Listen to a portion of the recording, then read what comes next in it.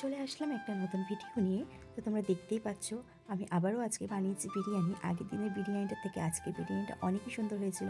এখন বাজে দুপুর ৩টে, রান্না করতে করতে দেরি হয়ে গিয়েছিল। তো এখানে আমি নিজের হাতে আজকে রায়তা বানিয়েছি প্রথমবার। আর দেখতেই পাচ্ছ বিরিয়ানিটা একদম গরম গরম করলাম, অনেক সুন্দর হয়েছিল।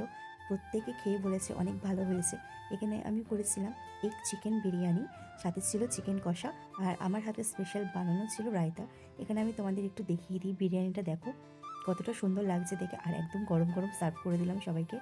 সবাই তো এখানে খেয়ে বলেছে সত্যি অনেক ভালো হয়েছিল খেতে। আমি নিজেও বলছি, মানে নিজে রান্না করেছি বলে নয়, সত্যি ভালো হয়েছিল খেতে।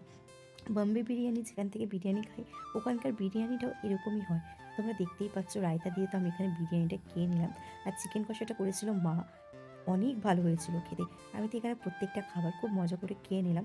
আজকে দুপুরের খাবারটা আমাদের খুবই ভালো হয়েছিল। এখানে আমি বিরিয়ানিটা রান্না করেছিলাম প্রায় 650 চালের। তো আমি দুভাগে ভাগ করে নিয়েছিলাম, একটা হাঁড়িতে রেখেছিলাম আর একটা বড় গামলায় রেখেছিলাম। বিরিয়ানির আলুটাও খুব নরম হয়েছিল, আমি প্রেশার কুকারে সেদ্ধ করে নিয়েছিলাম।